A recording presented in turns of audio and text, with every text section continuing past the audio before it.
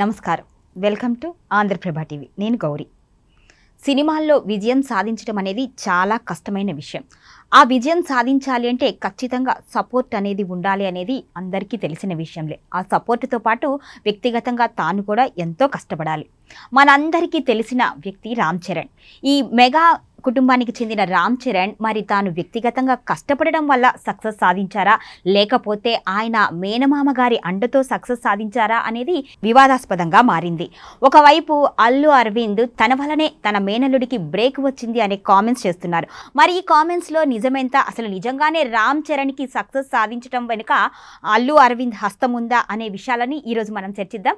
ఈ విషయాలన్నిటిపైన మనకి క్లారిటీ ఇవ్వడానికి సీనియర్ జర్నలిస్ట్ కిరణ్ గారు మనతో ఉన్నారు. వారితో మాట్లాడి ఈ విషయం గురించి డిస్కస్ చేద్దాం. నమస్కారం అండి. నమస్తే కిరణ్ గారు, ఇప్పుడు మనం చూస్తే అల్లు అరవింద్ గారు రామ్ చరణ్కి నేనే లైఫ్ ఇచ్చాను అన్నట్లుగా కామెంట్స్ చేస్తున్నారు. అసలు నిజంగా రామ్ చరణ్ అనే వ్యక్తి చాలా సక్సెస్ సాధించారు.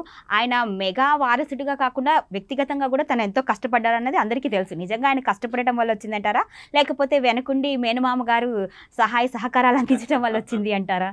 ఇది మరి విడ్డూరం అండి ఈ కామెంట్. మేనమామ సినిమా తీయడం అనేది చిరంజీవి గారు చెప్తే లైన్లో ఉంటారు ప్రొడ్యూసర్లు, ఉండరా? రామ్ చరణ్ గారిని లాంచ్ చేయడానికి ప్రొడ్యూసర్లు ఉండరా? ఉంటారు. కానీ చిరంజీవి గారు ఏంటంటే తన బావమరిది అల్లు అరవింద్ అయితే కంఫర్ట్గా ఉంటుంది కదా అని ఆయనకి అవకాశం ఇచ్చాడు. అవకాశం ఆయన ఇచ్చాడు. ఈయన రామ్ చరణ్ గారికి హిట్ ఇవ్వాల. ఆ హిట్ ఇచ్చే అవకాశాన్ని ఆయన చిరంజీవి గారు ఆయనకి ఇచ్చారు అల్లు అరవింద్ గారికి.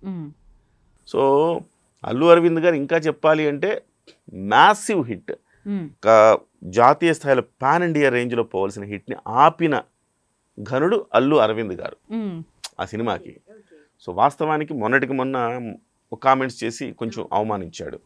మళ్ళీ తమిళ ఛానల్కి వెళ్ళి ఇంకో అవమానం. మొన్న జరిగిన అవమానం మీకు తెలుసు కదా, దిల్ రాజు గారితో ఆయన ఇన్వైట్ చేసేటప్పుడు దిల్ రాజు గారు మామూలుడు కాదు, ఒక సినిమాని ఇలా పడేశాడు, ఒక సినిమాని లేపాడంటే, పడేశాడంటే మీరు గేమ్ చేంజర్ గురించి ఆ ప్రస్తావన అవసరమా? అనవసరంగా మీరు కెలుక్కోవడమే కదా. ఆ ప్రస్తావన అవసరం లేదు కదా. అది అసలు అసందర్భ ప్రేలాపన అంటారు కదా, అది అసందర్భ ప్రేలాపన చేశాడు ఆయన ఆ రోజు. సో దాని మీద వివాదం అయిన తర్వాత కొంచెమైనా మీకు స్పృహ ఉండాలి కదా. మళ్ళీ వెళ్ళి ఒక తమిళ ఛానల్లో మాడుతూ Chirutha so very very average film, first film, నా మేనల్లుడికి నేను ఏం చేయాలని ఆలోచించి ఒక పెద్ద డైరెక్టర్ రాజమౌళిని తీసుకొచ్చి సూపర్ హిట్ ఇచ్చాను అని ఏదో గొప్పగా తానేదో రామ్ చరణ్కి ఆ లైఫ్ ఇచ్చినట్టుగా మాట్లాడాడు.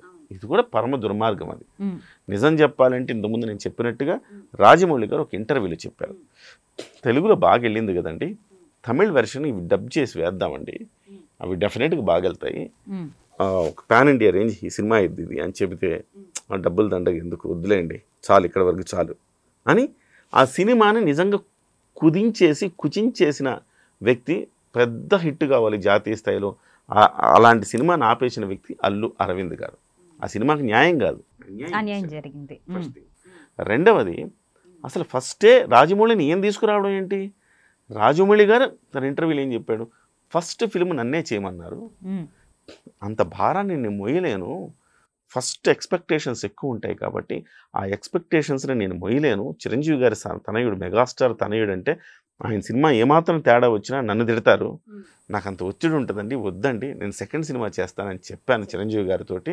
సరే నువ్వు సెకండ్ సినిమా చేయని చిరంజీవి గారు అన్నారు, సో లేకపోతే ఫస్ట్ సినిమానే నాకు చేయమని నన్ను అడిగారు అని అన్నాడు. అంటే అల్లు అరవింద్ గారు రాజమౌళి గారిని తీసుకురావడం కాదు, రాజమౌళి గారు ఆల్రెడీ ఫస్ట్ సినిమా అప్పుడే సెకండ్ సినిమాకి ఫిక్స్ అయిపోయారు. సో అది అబద్ధం. ఇక మూడవది చిరుత వెరీ వెరీ యావరేజ్ అన్నాడు, అది పరమ అబద్ధం. ఆ రోజుల్లోనే 2007లో 25 కోట్ల రూపాయల షేర్ కలెక్ట్ చేసింది ఆ సినిమా.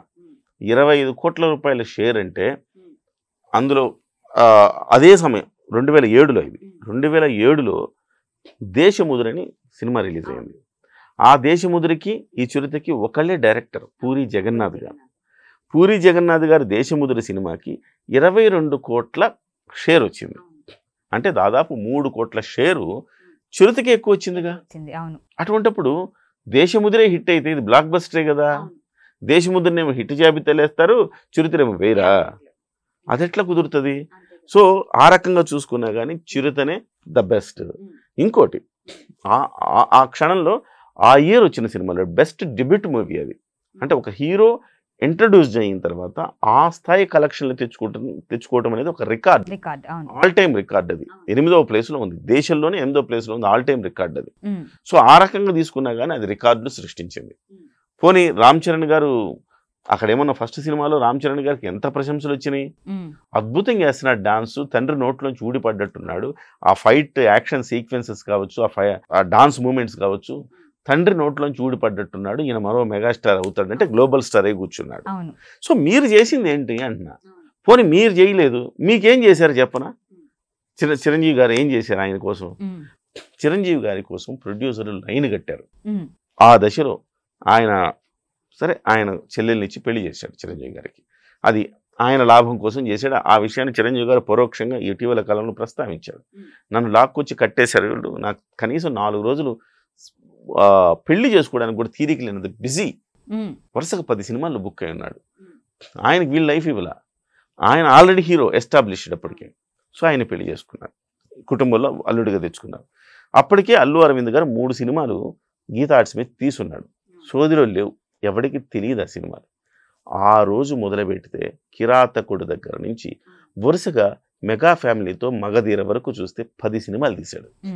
కేవలం చిరంజీవి గారితో తీశారు 10 సినిమాలు. చిరంజీవి గారు, రామ్ చరణ్ వీళ్ళతోనే 10 సినిమాలు తీశాడు. ఇంకా వేరే వాళ్ళతో తీయలేదు ఆయన, వేరే హీరోతో తీయలేదు ఆయన. ఎందుకు తీయలేదు? సొంత బావమరిది, సొంత బావ, ఆ బావ సినిమాలు తీసుకుంటే బావ డేట్లు దొరకడమే గగనం.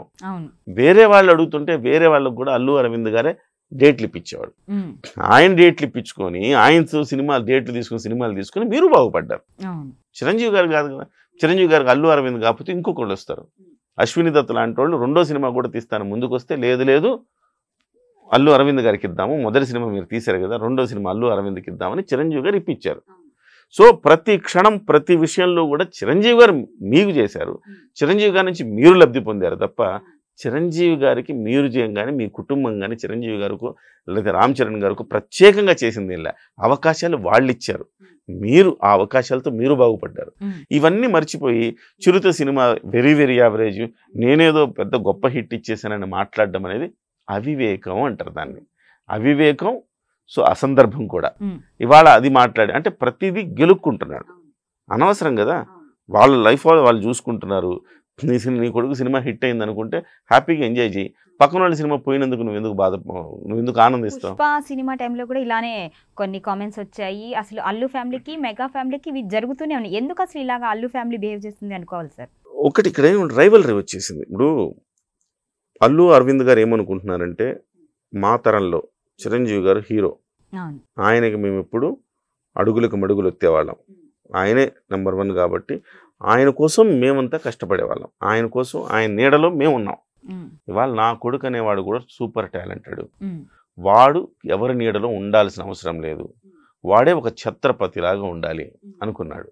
సో అందుకోసం అందులోంచి పుట్టిన ఒక దురాలోచనలు ఇవన్నీ అని చెప్పాలి.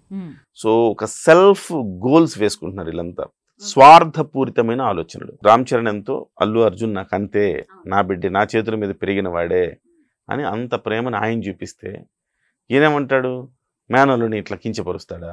తప్పు కదా అది. అలాగే సినిమాల వ్యవహారంలో కూడా వాళ్ళ ఫ్యామిలీ అంతా అన్ని సినిమాలను వాళ్ళు కిల్ చేస్తారు. నా దగ్గర ఒక విజువల్ ఉంది, జస్ట్ మీకు వినిపిస్తా.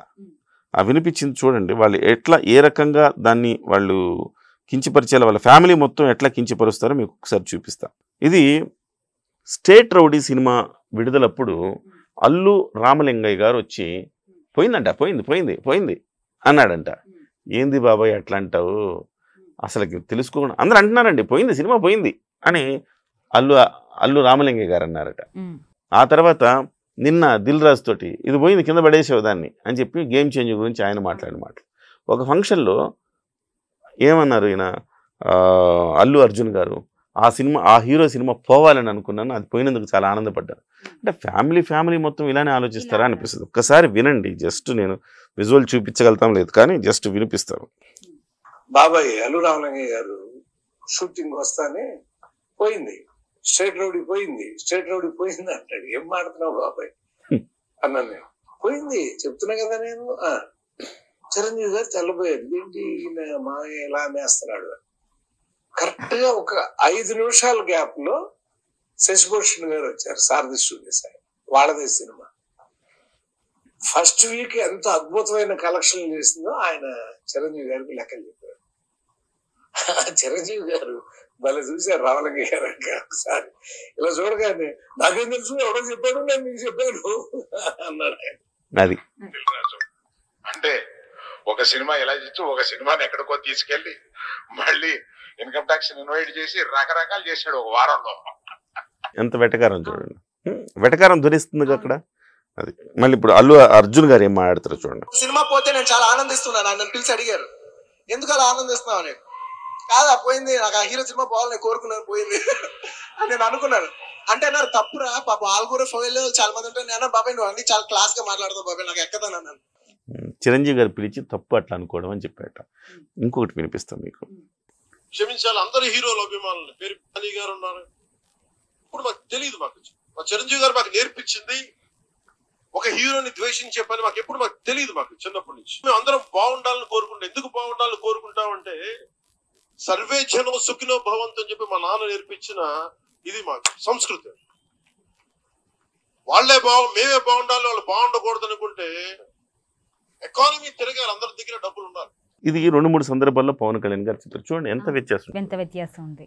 ఒకవైపు ఫ్యామిలీ మొత్తం సినిమాలు పోతుంటే సంతోషించే ఫ్యామిలీ ఒకవైపు, సినిమా ఎవరిదైనా బాగా ఆడాలి అని కోరుకునే ఫ్యామిలీ ఒకవైపు.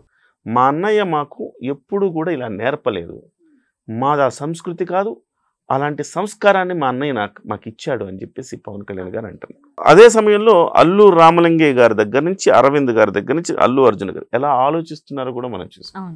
సో ఒక సినిమా ఒకళ్ళ నష్టాన్ని ఒకళ్ళు కోరు ఎందుకు అన్నారు చూసారా మీరు, దానికి చెప్పా ఎందుకు ఇలాగా అయింది, ఎందుకు అల్లు అరవింద్ గారు వాళ్ళ ఫ్యామిలీలో పైనుంచి వస్తుంది, అట్లానే వస్తుంది.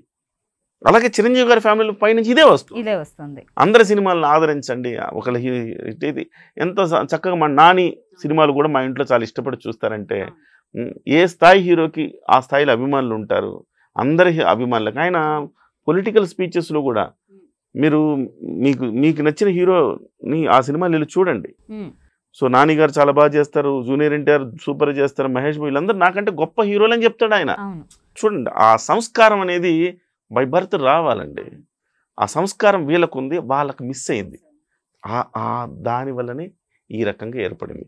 ఒకప్పుడు చిరంజీవి గారే టాప్ కాబట్టి ఇక అన్ని యాక్సెప్ట్ చేశారు. ఇప్పుడు అల్లు అర్జున్ గారు కూడా యాక్టర్గా మంచి పరిణతి, యాక్టర్గా నేను చెప్తుంది వ్యక్తిగా పరిణతి సాధించాల, యాక్టర్గా నటనలో పరిణతి సాధించాడు కాబట్టి అల్లు అర్జున్ గారిని నెంబర్ 1 చెయ్యాలి, మెగా కుటుంబానికంటే అబోవ్ అల్లు అర్జున్ను ఉంచాలన్న తాపత్రయము, ఆ స్వార్థం ఏదైతే ఉందో అది పతనానికి నాంది పలుకుతోంది.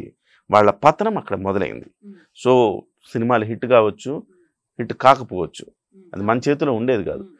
పవన్ కళ్యాణ్ గారికి 10 ఏళ్ల పాటు సినిమా హిట్ లేదు, కానీ హిట్ లేకపోయినా ఆయన వ్యక్తిత్వం ఏం చేసింది, వాళ్ళ ఫ్యాన్స్ని అట్లానే కల్ట్ ఫ్యాన్స్ చేసింది. సినిమా ఫ్లాప్ సినిమా కూడా ఒక హీరో యావరేజ్ సినిమా కలెక్షన్లు వసూలు చేస్తుంది.